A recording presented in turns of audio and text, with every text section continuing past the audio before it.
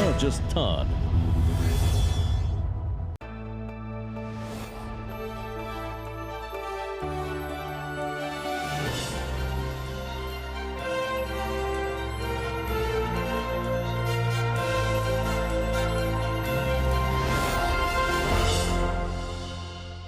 नमस्कार, ई विमर्श के इस खास सेशन में आपका स्वागत है। मैं हूं आपके साथ संजय यादव।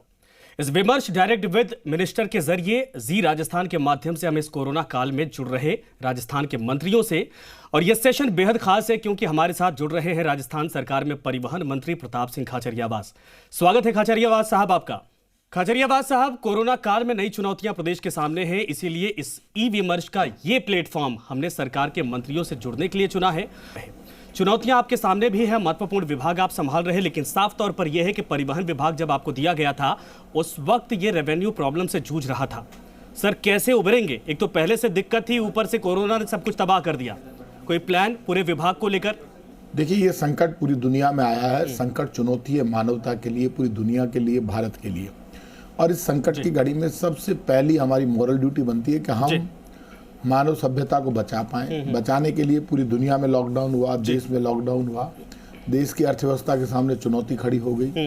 ये पहली ऐसी बीमारी है जिसमें ना कोई हिंदू, ना मुसलमान, ना सिख, ना ईसाई, ना जाति, ना धर्म, कुछ नहीं चला। मंदिर, मस्जिद, गिरजाघर, गुरुद्वारे सब जगह ताले लग गए और अर्थव्यवस्था पर भी ताला लग गया। परिवहन विभाग की भी स्थिति बड़ी ऑकवर्ड हो गई। आप जानते हैं, टैक्सेस डिपार्टमेंट है, सरकार का बड़ा रेवेन्यू डिपार्टमेंट है। इसके बावजूद रोडवेज तो पहले से घाटे में थी। परिवहन विभाग एक कमाई का डिपार्टमेंट था जिसके टैक्स के जरिए सरकार को बड़ा पैसा मिलता था, जिससे वेलफेयर की योजनाएं चलती थी। लोग परेशान हैं, दुखी हैं, क्योंकि हर व्यक्ति के पास कार, जीप, मोटरसाइकिल नहीं है। या एक डिस्ट्रिक्ट से दूसरी डिस्ट्रिक्ट में जाने के लिए, जयपुर से दिल्ली जाने के लिए, इवन हरिद्वार तक जाने के लिए लोग परेशान हैं। हरिद्वार हम बस चलाना चाहते हैं। उत्तराखंड की सरकार से हमने बात की है, क्योंकि जिनके परिजनों की डेथ हो गई उनकी अस्थियों के विसर्जन के लिए हरिद्वार की जरूरी है। तो हमारी बातचीत चल रही है, हरिद्वार भी शुरू कर देंगे। कल से पूरे राजस्थान में सब जगह बसेस चले, लोगों का बचाव हो। कोरोना बढ़ रहा है, लॉकडाउन खुल चुका है। कोरोना से बचाव करते हुए लोगों को बस में सफर कराना बड़ी चुनौती है, और इस चुनौती के साथ बड़ी चुनौती है पैसे की। उन सब परिस्थितियों को मद्देनजर रखते हुए हमने प्लान तय किया है। धीरे धीरे वो प्लान हमारा बन जाए। हमारी कोशिश है, चुनौती रहेगी, घाटा रहेगा, लेकिन इन सब के बीच में हम एक भरोसा दे सकते हैं, भगवान की कृपा बनी रहेगी। हम राजस्थान की जनता को किसी तरह की परेशानी नहीं सर, एक सवाल बेहद गंभीर है। एक सवाल बेहद गंभीर है, क्योंकि हमने आपको तब भी देखा जब आप सत्ता में नहीं थे और सड़कों पर उतरकर हर सुबह से लेकर शाम तक अपनी जिम्मेदारियों को निभाते थे। आपका नाम ही ऐसा है। मैं बल्कि इस मंच से तारीफ नहीं कर रहा, सच्चाई बता रहा हूं कि आपका नाम ही ऐसा है कि जनता जब सुन रही कि यह विभाग इनके पास है, और तब वो अपने आप निश्चिंत हो जा रही कि प्रताप जी हैं तो फिर कोई दिक्कत नहीं है। सड़कों पर जो लोग जूझ रहे हैं उनको इस बात को लेकर उम्मीद है कि प्रताप सिंह खाचरियावास अगर हैं तो हमें आज नहीं तो कल हमारी सुध ली जाएगी और हमें अपने घरों तक पहुंचाया जाएगा। क्योंकि डबल जिम्मेदारी है, एक तो उनको भेजना भी है, ऊपर से रेवेन्यू का जो एक तरह से कहा जाए जो घाटा है उसको भी भरपाई करनी है, और कोरोना ने सब कुछ ठप कर दिया। ये सारी चीजें मैनेज कैसे होंगी? देखिए, देश में राजस्थान पहला ऐसा राज्य है जिसने श्रमिक बसें चलाई। आपको पता है, सबसे पहले हमने राजस्थान से मजदूर पैदल जा रहा था जो दूसरे राज्यों से आ रहा था, 500-500 किलोमीटर, 400-400 किलोमीटर। हमने खुद ने आदेश देकर कहा कि इन मजदूरों को सड़क के बीच से उठाओ, जहाँ तक ले जा सकते हो, जहाँ तक अलाउड करे बॉर्डर तक लेकर जाओ। अब की बार तो हमने और बड़ा काम किया। मुख्यमंत्री जी से बात हुई, मुख्यमंत्री गहलोत जी ने घोषणा की, उसके बाद श्रमिक बसें चली। जगह जगह कैंप लगाए, कैंपों में मजदूरों को ले जाते हैं, खाना खिलाते हैं। जिनके पास चप्पल जूते नहीं होते, चप्पल जूतों की व्यवस्था करते हैं, बसों में बैठाते हैं, बॉर्डर तक ले जाते हैं, या फिर ट्रेन के जरिए उनको उनके स्थान तक भेजते हैं, लेकिन फ्री में, उनसे कोई पैसा नहीं लेते हैं। ये बड़ा काम किया। और आपको पता है, कोरोना के जितने भी पेशेंट, यदि किसी के कोरोना बीमारी हो गई तो उनको रोडवेज की बसों में सफर करा के हॉस्पिटल ले जाना, घर तक ले जाना। रोडवेज ने इस वक्त बड़ा काम किया, क्योंकि पहली बार लोगों ने देखा होगा, जब पहले तो लोग बात करते थे प्राइवेट की, प्राइवेट अच्छा है प्राइवेट, लेकिन पहली बार ऐसा जब सब जगह सरकारी काम आया। मुझे तो आश्चर्य हुआ कि जब हमारे अस्पताल डिस्पेंसरी कोई सरकारी थी वही खोल कर बैठा था। प्राइवेट थे, उनकी भी ड्यूटी थी, सिर्फ कमाई से मतलब नहीं, उनको भी खोल कर मैदान में उतरना चाहिए था। सरकार कह के कर थक गई, नोटिस दे दिए, लेकिन लोग नहीं सुधरे। और मैं आज कह रहा हूँ, जिंदगी में सब कुछ वापस आ सकता है, लेकिन बीता हुआ वक्त वापस नहीं आ सकता। जो रात के अंधेरों से डरते हैं उनको कभी उजाले नसीब नहीं होते। ये मौका है सेवा का, ये मौका अपने सामर्थ्य को दर्शाने का। भगवान ने आपको सामर्थ्यवान बनाया है, कुछ काबिल बनाया है, कुर्सी देकर, पैसा देकर, सेवा का मौका देकर, तो करनी चाहिए, क्योंकि वक्त वापस नहीं आएगा। बिल्कुल सही। जिंदगी में 2 सच्चाई मैं मानता हूँ, बिल्कुल, जिंदगी और मौत। जिंदगी हमको मिल गई, मौत मिलना बाकी है। जिंदगी भगवान ने दी थी, मौत भगवान देता है। कोरोना से बचाव करें, लेकिन डरे नहीं। बीच में तो ये हालात हो गए, आप सुनेंगे किससे। मेरे पास एक दिन फोन आया कि साहब शमशान में बॉडी नहीं जलाने दे रहे, क्योंकि नारे लगा रहे हैं आप। अरे भाई साहब, बॉडी शमशान में ही जलती है, घर पे नहीं जलाई जाती। मैंने कई लोगों को डांटा, मैंने कहा भाई साहब ये कोरोना ऊपर वाला देख रहा है, क्या कर रहे हो आप लोग। तब सर इस पे आएंगे, मैं चाहूंगा बाद में आप एक अपील भी करिएगा। मैं आपसे अनुरोध करूंगा, चूंकि हालात जिस तरीके से है, वाकई में आप लोग बड़ी मेहनत से काम कर रहे हैं सर। चूंकि अभी इस कोरोना काल के दौरान 2 महीने के दौरान क्या कोई आंकड़ा अभी तक सामने आया है कि कितना नुकसान हुआ है आपके विभाग को, और कितने मजदूरों की हेल्प की गई है, कितने मजदूरों को पहुंचाया गया है? कोई डाटा, कोई आंकड़ा अब तक?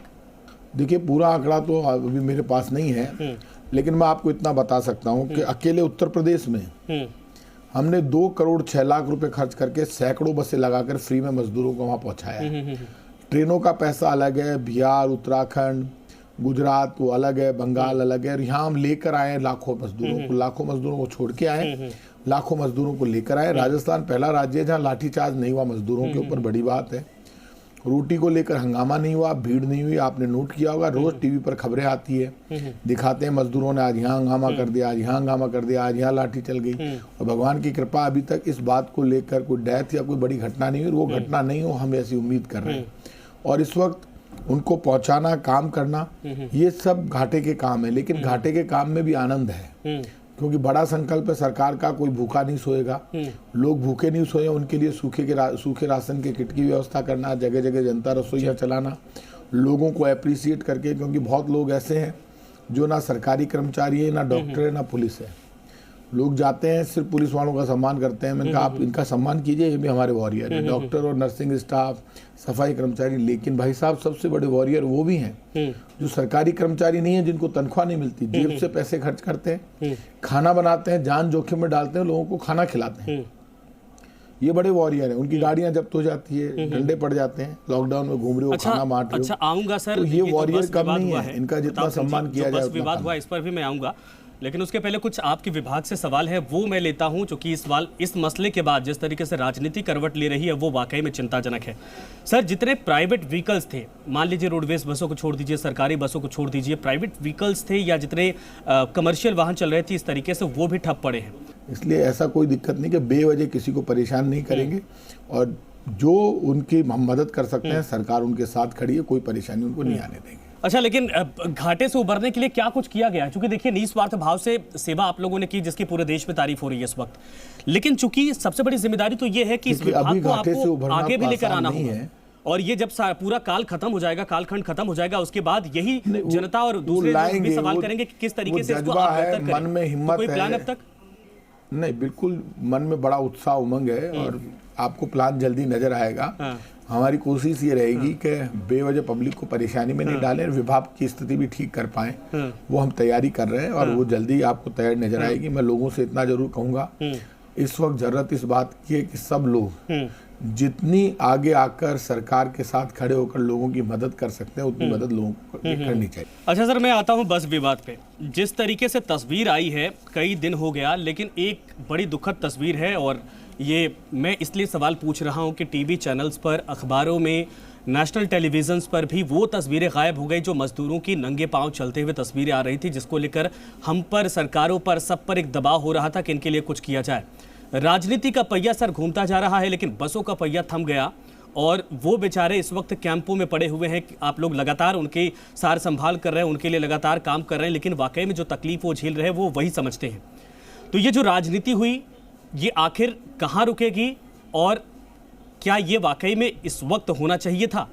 देखिए, राजस्थान ऐसा पहला राज्य है जिसने मजदूरों के दर्द को समझा। सबसे कम घटनाएं, सबसे कम हंगामा, सबसे कम मजदूरों से टकराव यहाँ हुआ, सबसे कम रहा। और मजदूर जो पैदल चल रहे थे, उनके लिए हमने बसें लगाई, उनको बैठाते हैं, बैठाकर वहां तक छोड़ कर आते हैं। काम सिर्फ बातों में नहीं होता, इम्प्लीमेंट करती है राजस्थान की सरकार।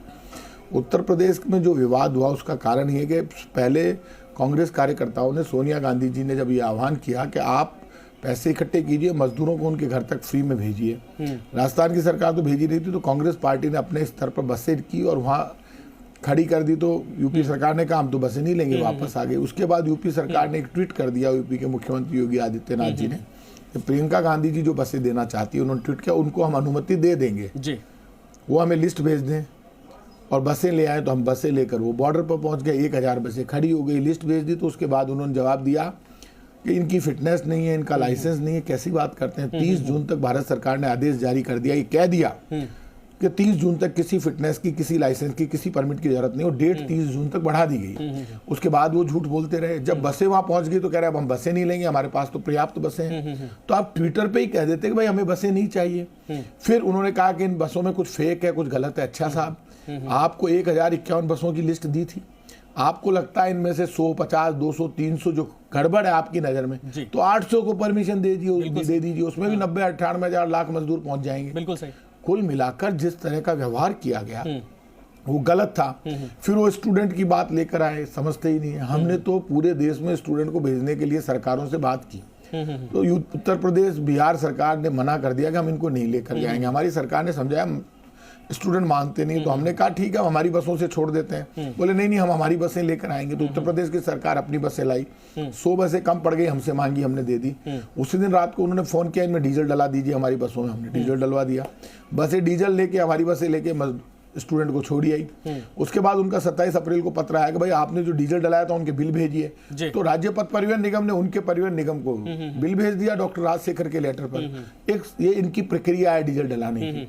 वो बिल उन्होंने चुका दिया। अब जब मजदूरों के मामले में उनकी पोजीशन ऑकवर्ड हुई, तो उन्होंने इसको मुद्दा बनाया। तो भाई साहब, ये मुद्दा वो मुद्दा अलग अलग है। बिल्कुल। स्टूडेंट जो एलएन में पढ़ते हैं, बड़ी बड़ी इंस्टीट्यूट में पढ़ते हैं, वो अच्छे घरों के स्टूडेंट हैं, उनके माँ बाप उनको ले जाने को तैयार थे। हम उनको फ्री में छोड़ रहे थे, तो उत्तर प्रदेश की सरकार ने कहा नहीं, हम लेके आएंगे हमारे बच्चे, आप फ्री में कैसे छोड़ दोगे? तो भाई साहब, आपने ही कहा, आपने सर, लेकिन बीजेपी तो सर ये सवाल उठा रही है कि मान लीजिए यूपी में जाने के बाद कोई हादसा हो जाता, ठीक है, आपने 100 बसों को का पता नहीं क्या था, उसमें किस व्हीकल के नंबर थे, लेकिन जितनी बसें थी उसका भी फिटनेस टेस्ट नहीं हुआ था या फिर उसका कोई पेपर नहीं था। मान लीजिए कोई हादसा हो जाता यूपी में जाने के बाद, तो फिर तो दिक्कत हो जाती, फिर तो सवाल खड़े हो जाते। आज ही बीजेपी कई नेताओं से चर्चा हो रही थी, उन लोगों ने यही सवाल उठाए। ये बात गलत है। जो बसें खड़ी थी आपके चैनल्स में आपने देखी है, फिट थी, उनके डॉक्यूमेंट पूरे थे। बिना डॉक्यूमेंट के बसें सड़क पर नहीं आती है, बसें सीज हो जाती है। ये सोचना कि फिटनेस, ये बहाने हैं, और बहाने से मजदूर का भला नहीं होगा। कांग्रेस और बीजेपी के टकराव से मजदूर का भला नहीं होगा। केंद्र में भारतीय जनता पार्टी की सरकार है, इसी सरकार ने वादा किया था 15 लाख हर आदमी को देंगे, अच्छे दिन लेकर आएंगे। केंद्र सरकार की कई भूमिका नजर आ रही है। दिल्ली में कंट्रोल रूम बनाते, पूरे देश में मजदूर पैदल चल रहा है, 100 IAS नंबर ऑफिसर्स के नंबर देते, पूरे देश को कंट्रोल करते, राज्यों से बात करते, कहीं दिक्कत आ रही थी तो और ज्यादा पैकेज देते, पैसे देते। ये कहते हैं कि हम हर आदमी के खाते में 15 से 50 हजार रुपए जमा कराएंगे, मजदूर के खाते में पैसा जाएगा, उसको 2 साल तक, 1 साल तक राशन फ्री देंगे। हमने बसें लगा दी है, ट्रेनें लगा दी हैं। पीयूष गोयल जी सोते रहे, अचानक नींद में से उठ के आते हैं 2 महीने बाद। रेल मंत्री को फुर्सत नहीं। केंद्र सरकार का एक भी नेता आपको सड़क पर कहीं पर मजदूर के लिए बात करते दिखा? एक भी पैकेज, 1 रुपया भी जारी किया केंद्र सरकार ने? केंद्र सरकार अपनी जिम्मेदारी से पीछे नहीं हट सकती। कोई भी सरकार, उसकी जिम्मेदारी तय है। सर, आपके सरकार हम गलती करेंगे तो हमें जवाब देना होगा, हमें पाप लगेगा, और वो गलती करेंगे तो उन्हें पाप लगेगा। इसलिए सावधान हो जाए, जवाब उनको देना चाहिए, काम उनको करके दिखाना चाहिए। राजनीति जो हो रही है उसको लेकर थोड़ी लोग जरूर तकलीफ में है। अच्छा, मैं आता हूँ, बहुत सारे सवाल हैं, समय थोड़ा कम होता है, तो मैं अब ये चाहूंगा, चूंकि बसें चलनी शुरू हो रही हैं, 2 चुनौतियां हैं, चूंकि अभी तो कोई वैक्सीन दवा आई नहीं, मजदूरों की का भी आपको ख्याल रखना होगा, बसों का इस्तेमाल उनके लिए भी करना होगा। एक तरफ अगर सवारियों को ढोने के लिए किया जाता है तो भी सोशल डिस्टेंसिंग का पालन करवाना बेहद जरूरी होगा। अगर 50% के रेशियो के हिसाब से भी चलवाते हैं तो रेवेन्यू का क्या होगा, और कैसे ये सारी चीजें सिस्टम को ऑपरेट कर पाएंगे ताकि बसें भी चलती रहें, लोग भी सिंपल जिंदगी में आ जाएं और इधर मजदूरों को भी दिक्कत ना हो और आपका विभाग भी सही तरीके से ऑपरेट हो जाए। देखिए, सोशल डिस्टेंसिंग की पालना की जाएगी, सभी बसों को सैनिटाइज कराना, तरीके से बिठाना, ड्राइवर कंडक्टर सुरक्षित रहे, सवारियां सुरक्षित रहे, कोरोना नहीं फैले, इन सब चीजों को फर्स्ट प्रायोरिटी दी जाएगी।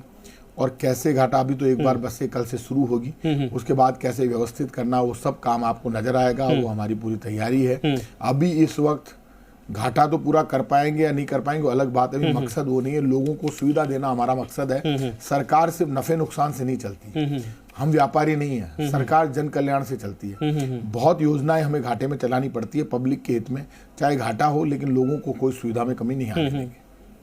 नहीं तो सर क्या किराया बढ़ाया जाएगा या किराया उतना ही रहेगा? नहीं, अभी कोई किराया नहीं बढ़ाया जा रहा, इस तरह की अभी कोई योजना नहीं है। अच्छा, अब तो आरटीओ दफ्तर भी खुलेंगे सर, वहां पर भी काम होंगे, सिर्फ इसको लेकर नहीं, लाइसेंस को लेकर, दूसरी तमाम चीजों को लेकर सारी चीजें प्रोसेस में होंगी। लाइसेंस बनना शुरू हो गए, सारी प्रक्रिया धीरे धीरे सेटल हो जाएगी। हाँ, तो वहां पर ऑफिस में, दफ्तर में किस तरीके से कोई एडवाइजरी जारी की गई है, कोई गाइडलाइन जारी की गई है, क्योंकि आपको यह भी देखना है कि कोई संक्रमित न हो जाए? बिल्कुल एडवाइजरी जारी की गई है, सोशल डिस्टेंसिंग की पालना करने के लिए, सैनिटाइज करने के लिए, आने वालों को सैनिटाइजेशन के साथ अंदर परमिशन दी जाए। इस तरह से पूरी गाइडलाइन पालन करके काम किया जाए, जिससे लोगों को कोरोना नहीं हो और कोरोना से बचाव हो सके, तैयारी की। अच्छा, सड़कों पे जितने मजदूर अभी जाते दिखाई दे रहे हैं सर, चूंकि जब एसडीएम को जिम्मेदारी सौंपी गई तो क्या इन बसों का इस्तेमाल अभी भी किया जा रहा है और आगे भी किया जाएगा उनको उनके घरों तक भेजने के लिए, चूंकि राज्यों के बॉर्डर से परमिशन नहीं मिल रही? अभी सब जगह कैंप लगाए गए हैं, उसमें मजदूर है। हाँ। नहीं, वो मुख्यमंत्री अशोक गहलोत जी लगातार सब राज्यों की रोज मीटिंग लेते हैं, वीसी करते हैं, अधिकारियों को डायरेक्शन देते हैं। वो सारा मामला मुख्यमंत्री जी संकट की घड़ी में आगे आकर देख रहे हैं। इसलिए ज्यादा चिंता का विषय नहीं है। सब जगह उत्तराखंड सरकार से बात हो रही है, सब सरकारों से बात हो रही है। हमारी तरफ से प्रयासों में कमी नहीं आएगी। कोई भूखा नहीं सोएगा, किसी आदमी को असुरक्षा की भावना नहीं आएगी। मजदूर सड़कों पर पैदल नहीं चलेगा, बसों और ट्रेन से उसको पहुंचाएंगे, और ये हमारी गारंटी है। राजस्थान के रहने वाले लोग, यहाँ जितने मजदूर देश भर के रहते हैं, वो सब और पूरी जनता हमारा परिवार है, और परिवार में कोई संकट नहीं आएगा। परिवार के लिए जी जान हाजिर है, चाहे जान चली जाए, लेकिन लोगों के सामने दिक्कत नहीं आने देगी। अच्छा, एक चीज और है, ठीक है, ये तो सरकार, आपने जैसे कहा, जन भावनाओं से चलती है और सबसे पहले जिम्मेदारी होती है कि सरकार की जनता की सेवा करे। सर, मेरे पास एक आंकड़ा है, दरअसल कोरोना लॉकडाउन के चलते वाहन डीलरों के वाहन बिके नहीं है।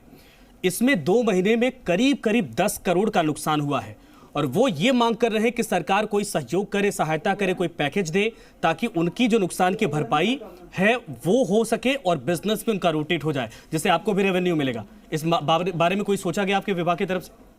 ठीक है, आप सही कह रहे हैं, वाहन वगैरह नहीं बिक रहे हैं, अभी इस वक्त हालत खराब है। लेकिन हमारी तरफ से हम डीलर्स के साथ खड़े हैं, जितने बिजनेसमैन उनको भी जितनी हमारे से मदद हो सकती है सारी मदद करेंगे, उसमें छूट भी दी गई। ठीक है सर, ये पूरी वाकई में लोग उम्मीद आपसे कर रहे हैं, और मैं चाहूंगा, चूंकि राजस्थान के हालात ऐसे थे, अगर आपके पास कोई आंकड़ा हो, रोडवेज का कर्मचारी हो, अधिकारी हो, सब मिलकर आगे बढ़ेंगे, पूरा राजस्थान आगे बढ़ेगा, हिंदुस्तान आगे बढ़ेगा। इस वक्त मानव सभ्यता को बचाने की लड़ाई चल रही है। कोरोना से डरना भी होगा, बचाव भी करना होगा। डरेंगे तभी बचाव करेंगे। लापरवाही मत कीजिए, ज्यादा से ज्यादा घर में रहिए, सोशल डिस्टेंस का पालन कीजिए, 10-20 बार हाथ धोइए, मुंह पे बार-बार हाथ मत लगाइए, झूठा पानी मत कीजिए, एक थाली में मत खाइए, दूर रहिए, सावधान रहिए। मुझे भरोसा है कोरोना से बचाव के सब उपाय मानेंगे, दूसरों को मनवाएंगे, मास्क लगाकर चलेंगे, तो हम अपना बचाव कर पाएंगे। अपना बचाव करेंगे तभी देश का, मानव सभ्यता का बचाव होगा। आप सबको बहुत बहुत धन्यवाद। अच्छा सर, जाते जाते एक और सवाल, एक छोटा सा सवाल। मैं इसलिए ये बोल रहा हूं कि इस वक्त लोग सफर कर रहे हैं, जितनी राजनीति इस वक्त इस हालात को लेकर हो रही है, मैं चाहूंगा राजनेताओं को लेकर, पार्टियों को लेकर और मजदूरों की स्थिति को लेकर भी एक आप बयान दें, ताकि उम्मीद ये की जाए कि राजनीति कतई नहीं हो, और इन जनता की सेवा करने के लिए सबका एक उद्देश्य होना चाहिए। ये कांग्रेस और बीजेपी में टकराव का वक्त नहीं है जी। ये हिंदू मुसलमान सिख ईसाई में भी लड़ाई का वक्त नहीं है जी। ये मंदिर मस्जिद गिरजाघर गुरुद्वारे में भी टकराव का वक्त नहीं है। ये एक दूसरे की मदद करके आगे निकलने का वक्त है। कहीं दर्द दिखता है तो उस दर्द को मिटाने का वक्त है। कहीं मजदूर, बेरोजगार, नौजवान, पड़ोसी, दूर का, कच्ची बस्ती का, गरीब, मीडियम क्लास, हाई क्लास, कोई भी परेशानी में हो तो उसको परेशानी से निकालने का वक्त है। ज्यादा उम्मीद करते हैं लोग बड़े सामर्थ्यवान से, बड़े पावरफुल आदमी से, और इस वक्त लोग देख रहे हैं केंद्र सरकार की तरफ। केंद्र सरकार के पास बड़ा खजाना है, बड़ा पैसा है, बड़ी पावर है, बड़ी सरकार है, बड़ी बात है, बड़ा खजाना है जी। तो उससे मैं उम्मीद करता हूं कि केंद्र सरकार आगे बढ़े, सबको अपना परिवार समझे। संकट की घड़ी में यदि आप गेहूं के गोदाम, एफसीआई के गोदामों में गेहूं सड़ रहा है, चावल सड़ रहा है, नई फसल आ गई है, खोलिए इनको, जनता के लिए निकालिए। ये गेहूं संकट की घड़ी में ही काम आता है, ये खजाना संकट की घड़ी में ही काम आता है। इस वक्त बातें नहीं, काम होना चाहिए। सरकार हमारी हो या उनकी हो, जी। इस वक्त सेवा का समय, सबको मिलकर काम करना होगा। ठीक है। प्रताप सिंह जी, धन्यवाद हमसे जुड़ने के लिए, समय देने के धन्यवाद। लिए। साफ तौर पर यह है कि आपका विभाग एक बड़ी जिम्मेदारी इस वक्त निभा रहा है और इस जिम्मेदारी के हिसाब से समझना होगा कि सरकार पूरी तरीके से लगी हुई है। तो मेरे साथ प्रताप सिंह जी थे और उन्होंने एक एक सवालों का जवाब दिया। फिलहाल ई विमर्श के इस सेशन में इतना ही, लेकिन आगे फिर आपसे मुलाकात होगी किसी और मंत्री के साथ।